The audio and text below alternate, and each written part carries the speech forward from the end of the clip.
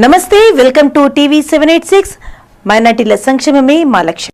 నేరెడ్మేట్ defence కాలనీలో ఉన్న Khattar chaiwala shop తొలగించాలని డిఫెన్స్ కాలనీ నివాసితుల సంక్షేమ సంఘం నాయకులు నిరసన వ్యక్తం చేశారు.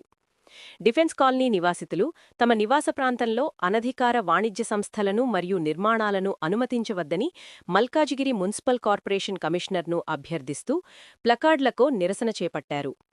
ఇక్కడి నివాసితులు తీవ్రమైన ప్రజా ఇబ్బందులను భరించలేకపోతున్నారు. ఇది ఎవరికీ వ్యతిరేకంగా ఖట్టర్ ఛాయ్వాలా కార్యకలాపాలను డిఫెన్స్ కాలనీలో ఆస్తులు కొనుగోలు చేసి ఇళ్లు కట్టుకున్న నివాసితులకు ఇది ఒక అసౌకర్యం కలిగిస్తుంది. కాని గత కొన్నేళ్లుగా ఈ నివాస ప్రాంతంలో వాణిజ్య కార్యకలాపాలు పుట్టగొడుగుల్లా పెరిగిపోయాయి.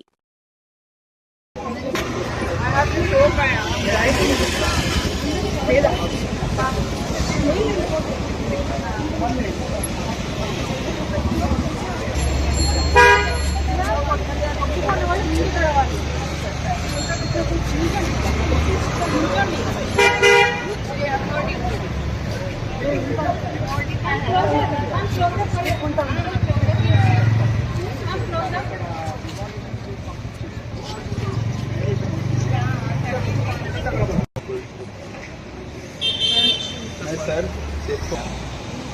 क्या होगा उसके बाद पुलिस वाले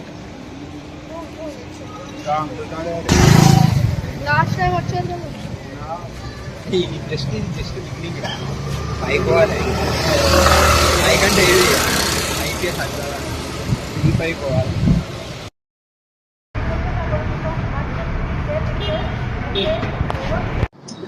హలో అండి, నేను ఈ అపార్ట్మెంట్ లో ఉంటాను. విన్యాడ్ జాస్పర్ లో కట్టర్ చాయ్ పక్కనే మా బిల్డింగ్ ఉన్నది. మాకు వచ్చేసి ఈ బిజినెస్ వచ్చేసి చాలా బిజినెస్ అని కాదు, such an establishment in a residential area is a really painful experience to have, especially when you have aged parents at home. My father is 75. He is immobile and the only scope of entertainment for him is the balcony facing the road. Since this place has started, we are not able to make my father sit in the balcony because of the smoke that we experience. Smoke smell enta strong undante edo ma intlone evaro vachi smoke chesinattu untundi. Apart from that, my neighbor tuition nappistadi సాయంత్రం పూట. చాలా పిల్లలు tuitions మానేశారు just because this joint is open, because there's a lot of traffic around the corner, too much of nuisance. Apart from that, ratri puta after 11:30 12 o'clock people celebrate birthdays andi. Birthdays appudu em chestaru, ratri 12 o'clock they burst hydrogen bombs. Can you please imagine how horrible that is in a non festival season? So that's a very terrible experience, because being a youngster I myself get shocked. I can imagine how shocked my parents must be, who are old age people. And apart from that, this is really not fair to have a commercial establishment in such a pure residential area. Everybody is giving example of Koyanko, F3, etc., which is located on the main street of the defense colony. But this is not a main street. This is supposed to be absolutely residential area. People have exams, people have jobs, people have diseases. I have dust allergy. I'm not able to survive with this pain. So this is really not done. I really hope management, the government really takes an action against such approvals, and not just in my colony but also all across the colonies, because this is not acceptable conditions for a citizen to live. Ante andi. Thank you. నా పేరు శివశంకర్. నేను మార్తీపాల్ apartment నుంచి ఉంటున్నాను. Senior citizen. ఇక్కడ ఇటీవల ఏర్పాటు చేసినట్టు ఛాయ్వాలా ఖత్తార్ ఎవరైతే ఉన్నారో అది స్థాపించిన తర్వాత చిన్నపిల్లలకు, సీనియర్స్ కు, లేడీస్ కు అందరికి కూడా ఈ పొల్యూషన్, వివిధ రకాలైన పొల్యూషన్స్ వస్తున్నాయి. ఇక్కడ residential area, complete residential area. మేము ఎంతో మంచిగా ఉన్నాం ఇక్కడ రిటైర్మెంట్ అయ్యి. కానీ ఇక్కడ ఉన్నటువంటి పరిస్థితులు చూసినట్టయితే 2-3 నెలల నుంచి ఉండే పరిస్థితి లేదు, మాకు నిద్రలు లేవు, అన్ని రకాలైనటువంటి డిస్టర్బెన్స్లు వస్తున్నాయి. కాబట్టి ఎంఎంసి కమిషనర్ గారికి రిక్వెస్ట్ చేస్తున్నాను, తొందరలో ఈ యొక్క దాన్ని చాయ్ ఖత్తార్ని షిఫ్ట్ చేయవలసిందిగా కోరుతున్నాను. నమస్కారం సార్. ఓకే, ఇక్కడ ఇది పెట్టినప్పటి దగ్గర నుంచి ఇంత ముందు ఎప్పుడు ఫేస్ చేయలేదు, కానీ ఇక్కడ చాలా ట్రాఫిక్ ప్రాబ్లం కూడా చాలా అవుతుందండి. డ్రైవింగ్ చాలా ర్యాష్ డ్రైవింగ్ చేస్తున్నారు. ఇక్కడ 2-3 టర్నింగ్స్ ఉన్నాయి. ఈ కర్వ్స్ దాటేటప్పుడు లిటరల్లీ పిల్లలతో వాక్ చేస్తున్న వాళ్ళకు కూడా ఐ డోంట్ థింక్ అది సేఫ్ కాదు అనిపిస్తుంది. రాష్ట్రానికి లబ్ధి కోసం పవిత్ర యాత్రికులు బురద జల్లడం శోచనీయం. ఏపీ హజ్ కమిటీ చైర్మన్ హాజీ హసన్ భాషా.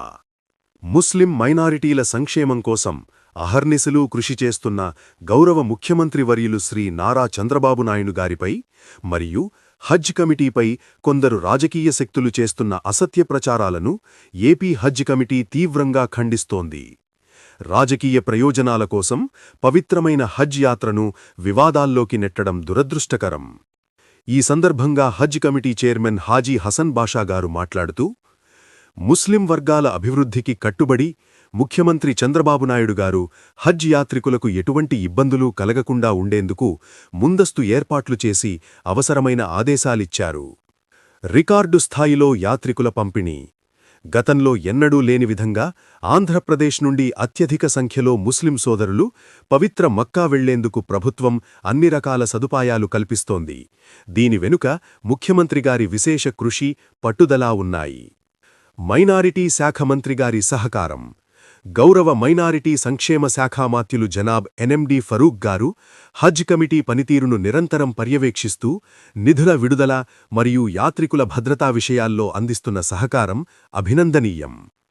కుటుంబ సభ్యులతో పాటు యాత్రికుల భద్రత. అభివృద్ధి చెందిన దేశాల తరహాలో చెన్నై ఎయిర్పోర్ట్ వద్ద హజ్ యాత్రికుల కోసం ప్రత్యేక ఏర్పాట్లు చేశారు. కుటుంబ సభ్యులతో కలిసి యాత్రికులు సౌకర్యంగా ప్రయాణం చేయడానికి అన్ని విధాలా సహకారమందిస్తున్నారు. హజ్ యాత్రలో రాష్ట్రం ముందంజలో. హజ్ యాత్రను రాజకీయ ప్రయోజనాల కోసం ఉపయోగించకుండా పవిత్ర యాత్రగా భావిస్తూ ప్రభుత్వం అందిస్తున్న సదుపాయాలు అభినందనీయం. ఈ సేవలో ప్రభుత్వంతో పాటు అధికారులు కూడా అంకితభావంతో పనిచేస్తున్నారు. ఏపీ హజ్ కమిటీ ఎప్పుడూ యాత్రికుల క్షేమమే ధ్యేయంగా పనిచేస్తుందని, ముఖ్యమంత్రిగారి ఆశయాలకు అనుగుణంగా మైనారిటీల అభివృద్ధికి కట్టుబడి ఉంటుందని ఈ సందర్భంగా స్పష్టం చేస్తున్నారు. ఏపీ హజ్ కమిటీ చైర్మన్ హాజీ హసన్ బాషా వెల్లడించారు. ఎమ్మెల్యే గండ్ర వెంకటరమణారెడ్డి నిన్న రాష్ట్ర పంచాయత్ రాజ్ శాఖ మంత్రి ధనసరి అనసూయ అలియా సీతక్క నిన్న ములుగులో ఆమె మాట్లాడినటువంటి మాట, ఆమె పైన, ఆమె మంత్రిత్వ శాఖ పైన మహిళలకు, ముఖ్యంగా అంగన్వాడీ సెంటర్లో ఉండేటువంటి అంగన్వాడీ టీచర్స్కు ఇచ్చేటువంటి సెల్ ఫోన్లలో అవినీతి జరిగిందని అభియోగాలు. అభియోగం వచ్చినప్పుడు వివరణ ఇచ్చుకోవాల్సిన బాధ్యత రాష్ట్ర మంత్రిగా ఆమె పైన ఉంటుంది. బహిర్గతం కూడా చేయాల్సిన అవసరం ఉంటుంది. ఏ ఫోన్ ఇచ్చిలో నువ్వు అంగన్వాడీ టీచర్లకు? ఫోన్లు అంటే 2,000 రూపాయల నుంచి 2 లక్షల రూపాయల వరకు ఉన్నాయి ఫోన్ల విలువ. ఏ కంపెనీ ఫోన్ ఇచ్చినావు, దానికి మరి ఏ మోడల్ అది, ఇవన్నీ కూడా చెప్పాల్సిన బాధ్యత ఉంటుంది. కానీ మరి ప్రశ్నించిన వాళ్ళను చెప్పుతో కొడతాం, చెప్పులు దిగుతాయని చెప్పడం, ఇది ఏ సాంప్రదాయమో ఆమె సమాధానం చెప్పాలి.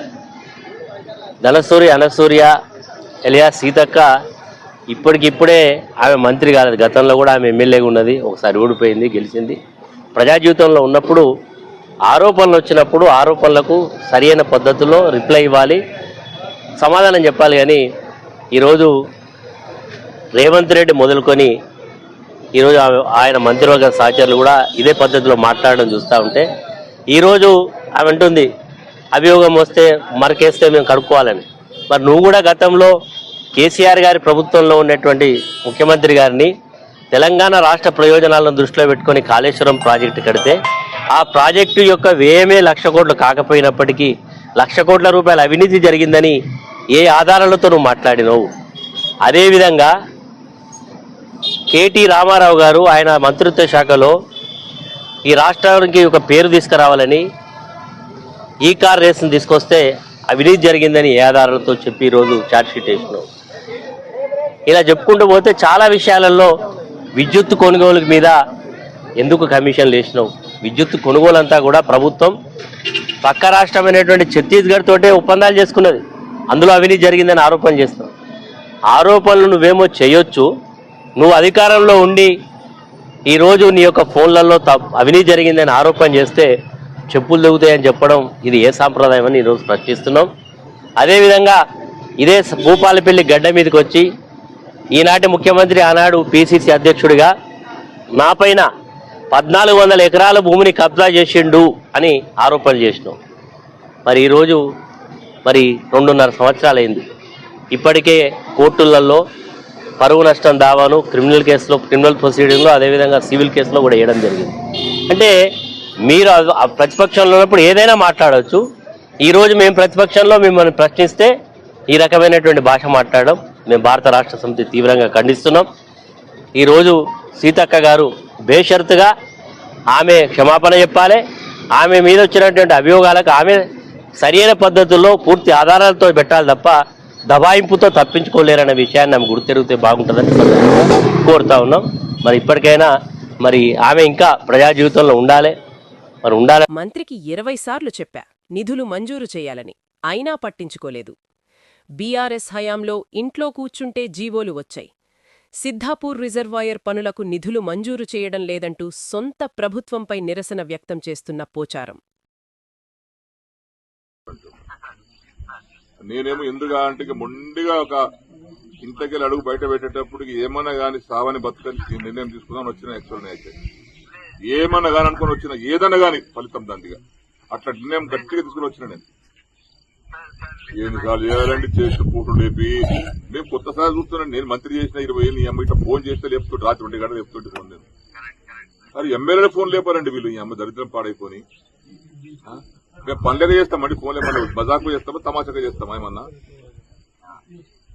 అందరిలా కూడా కాదు కదా. నేను నాకేమి స్వార్థం కోసం నాకు ఆ పైరు చేయి ఈ పైరు చేయి నాకు అదని చెప్తాం కాదు కదా. ప్రజల కోసం ఫోన్ చేస్తాను నేను. ఇక మాలాంటి వాళ్ళకు కూడా రెస్పాన్స్ లేకపోతే ఎందుకండి ఇంకా ఈ రాజకీయం పాడైపోయింది దరిద్ర రాజకీయం. నా నిర్ణయం వేరే ఉండే. నా నిర్ణయానికి ఇలా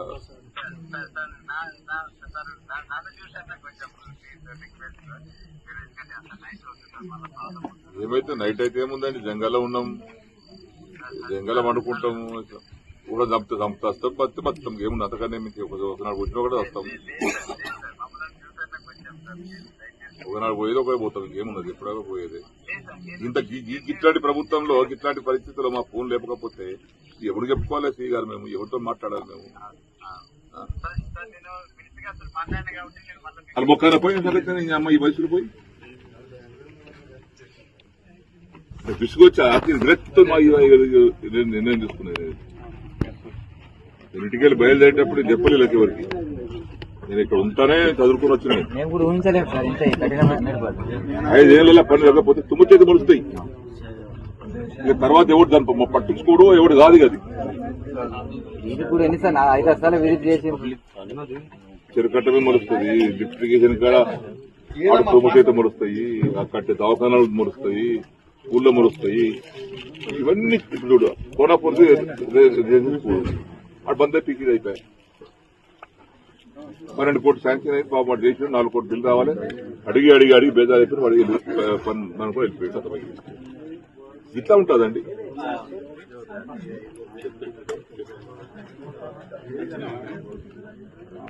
నర్సింగ్ కాలేజ్ వాడు 15 కోట్లు రావాలి సార్ 10 మంది ఇచ్చిపోతా అంటే నిర్ణయం మారింది కదా. పార్టీ మారింది కదా. టెండర్ ప్లాన్ తీసుకుంటుంది వాటి వాని భక్తులు ఆడుకుని నీకు ఎదుగురా నిన్ను ఇవన్నీ నిర్ణయం మారింది కదా. అది నేను ఉంటా కదా ఏం పడంటే వాట్ సారీ రూపాయి లేదు. చిన్నపిల్ల ఇంట్లో ఉండగానే ఇల్లు కూల్చేస్తున్నారు. సామాన్లు బయటకు కూడా తీసుకోనివ్వకుండా కూల్చేస్తున్నారు. ఇంత దుర్మార్గమా? ప్రభుత్వమంటే పేదలకు గూడివ్వాలి, కూడు పెట్టాలి. కాని రేవంత్ రెడ్డి ఉన్న గూడును కూల్చేస్తున్నాడు. మాజీ మంత్రి ఎమ్మెల్యే హరీష్ రావు. పేదల ఇండ్లు నిన్న ఎక్కడో సుల్తాన్పూర్లో ఇండ్లు ఊలగొట్టిండ్రు. పాపం ఒక చిన్న పిల్ల ఇంట్లోనే ఉన్నది, కొడుతూనే ఉన్నారు మిషన్. వాళ్ళు పాపం కట్టు బట్టలతో రోడ్డు మీద పడ్డారు. ఇంట్లో సామాన్ కూడా తెచ్చుకోవడానికి ఛాన్స్ ఇస్తలేరు. ఇంట్లో ఉన్న కుర్చీలు, గ్యాస్ స్టవ్, సిలిండరు అట్లనే పెట్టి కూలగొడుతున్నారు. ఇంత దుర్మార్గమా? శనివారం ఆదివారం చూసి కూలగొడతారా? హైడ్రా అంటే పేదల బతుకులు కూల్చడానికి పెట్టినవా రేవంత్ రెడ్డి? హైడ్రా అంటే పేదల బతుకులు కాపాడుతావా, పేదల బతుకులు కూల్చుతావా? గవర్నమెంట్ అంటే ఇంత గూడు చూపియాలి. గవర్నమెంట్ అంటే బుక్కడి బువ్వ పెట్టాలి, నీడనియాలి. కానీ రేవంత్ రెడ్డి ఉన్న నీడ కూలగొడుతుండు, ఉన్న గూడు కూలగొడుతున్నాడు. పేదల బతుకులు ఆగం చేసే విధంగా ఇయాలటి కాంగ్రెస్ ప్రభుత్వం ఎమ్మెల్యే గండ్ర వెంకటరమణారెడ్డి. నిన్న రాష్ట్ర పంచాయత్ రాజ్ శాఖ మంత్రి ధనసరి అనసూయ అలియా సీతక్క నిన్న ములుగులో ఆమె మాట్లాడినటువంటి మాట ఆమె పైన, ఆమె మంత్రిత్వ శాఖ పైన మహిళలకు ముఖ్యంగా అంగన్వాడీ సెంటర్లో ఉండేటువంటి అంగన్వాడీ టీచర్స్కు ఇచ్చేటువంటి సెల్ ఫోన్లలో అవినీతి జరిగిందని అభియోగాలు. అభియోగం వచ్చినప్పుడు వివరణ ఇచ్చుకోవాల్సిన బాధ్యత రాష్ట్ర మంత్రిగా ఆమె పైన ఉంటుంది. బహిర్గతం కూడా చేయాల్సిన అవసరం ఉంటుంది. ఏ ఫోన్ ఇచ్చిలో నువ్వు అంగన్వాడీ టీచర్లకు ఫోన్లు అంటే 2,000 రూపాయల నుంచి 2 లక్షల రూపాయల వరకు ఉన్నాయి ఫోన్ల విలువ. ఏ కంపెనీ ఫోన్ ఇచ్చినావు, దానికి మరి ఏ మోడల్ అది, ఇవన్నీ కూడా చెప్పాల్సిన బాధ్యత ఉంటుంది. కానీ మరి ప్రశ్నించిన వాళ్ళను చెప్పుతో కొడతాం, చెప్పులు తెగుతాయని చెప్పడం ఇది ఏ సాంప్రదాయమో ఆమె సమాధానం చెప్పాలి. ధనసూరి అనసూర్య ఎలియా సీతక్క ఇప్పటికిప్పుడే ఆమె మంత్రి కాలేదు. గతంలో కూడా ఆమె ఎమ్మెల్యేగా ఉన్నది, ఒకసారి ఓడిపోయింది, గెలిచింది. ప్రజా జీవితంలో ఉన్నప్పుడు ఆరోపణలు వచ్చినప్పుడు ఆరోపణలకు సరైన పద్ధతిలో రిప్లై ఇవ్వాలి, సమాధానం చెప్పాలి. కానీ ఈరోజు రేవంత్ రెడ్డి మొదలుకొని ఈరోజు ఆయన మంత్రివర్గ సహచరులు కూడా ఇదే పద్ధతిలో మాట్లాడడం చూస్తూ ఉంటే ఈరోజు ఆమె అంటుంది అభియోగం వస్తే మరకేస్తే మేము కడుక్కోవాలని. మరి నువ్వు కూడా గతంలో కేసీఆర్ గారి ప్రభుత్వంలో ఉన్నటువంటి ముఖ్యమంత్రి గారిని తెలంగాణ రాష్ట్ర ప్రయోజనాలను దృష్టిలో పెట్టుకొని కాళేశ్వరం ప్రాజెక్టు కడితే ఆ ప్రాజెక్టు యొక్క వ్యయమే 1,00,000 కోట్లు కాకపోయినప్పటికీ 1,00,000 కోట్ల రూపాయల అవినీతి జరిగిందని ఏ ఆధారాలతో నువ్వు మాట్లాడినావు? అదేవిధంగా కేటీ రామారావు గారు ఆయన మంత్రిత్వ శాఖలో ఈ రాష్ట్రానికి ఒక పేరు తీసుకురావాలని ఈ కార్ రేసును తీసుకొస్తే అవినీతి జరిగిందని ఏ ఆధారాలతో చెప్పి ఈరోజు ఛార్జ్షీట్ వేసినావు? ఇలా చెప్పుకుంటూ పోతే చాలా విషయాలలో విద్యుత్ కొనుగోలు మీద ఎందుకు కమిషన్లు వేసినావు? విద్యుత్ కొనుగోలు అంతా కూడా ప్రభుత్వం పక్క రాష్ట్రమైనటువంటి ఛత్తీస్గఢ్ తోటే ఒప్పందాలు చేసుకున్నది. అందులో అవినీతి జరిగిందని ఆరోపణ చేస్తావు. ఆరోపణలు నువ్వేమో చేయొచ్చు, నువ్వు అధికారంలో ఉండి ఈరోజు నీ యొక్క ఫోన్లలో అవినీతి జరిగిందని ఆరోపణ చేస్తే చెప్పులు దిగుతాయని చెప్పడం ఇది ఏ సాంప్రదాయం అని ఈరోజు ప్రశ్నిస్తున్నాం. అదేవిధంగా ఇదే భూపాలపల్లి గడ్డ మీదకి వచ్చి ఈనాటి ముఖ్యమంత్రి ఆనాడు పిసిసి అధ్యక్షుడిగా నా పైన 1,400 ఎకరాల భూమిని కబ్జా చేసిండు అని ఆరోపణలు చేసినావు. మరి ఈరోజు మరి 2.5 సంవత్సరాలైంది. ఇప్పటికే కోర్టులలో పరువు నష్టం దావాను క్రిమినల్ కేసులో, క్రిమినల్ ప్రొసీడింగ్లో, అదేవిధంగా సివిల్ కేసులో కూడా వేయడం జరిగింది.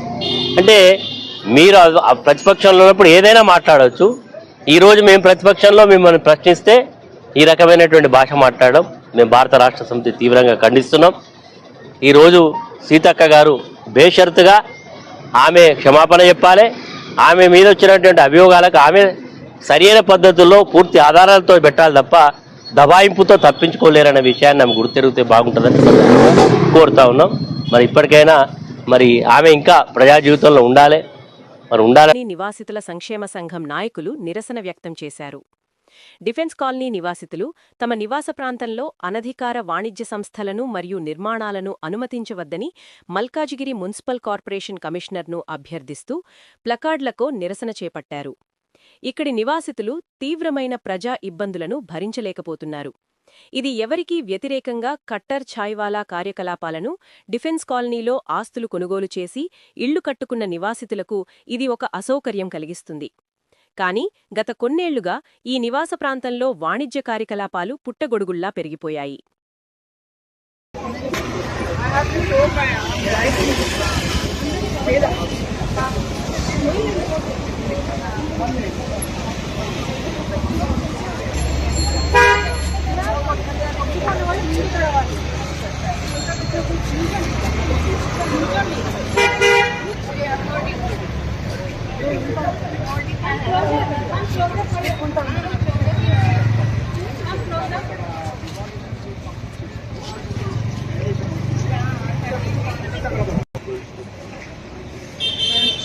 सर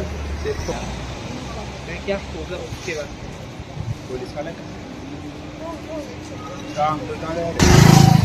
लास्ट टाइम వచ్చే ఈ జస్ట్ బిగినింగ్ బైక్ వాలే బైక్ అంటే ఏది ఐపీఎస్ అంటారా ఈ బైక్ వాలే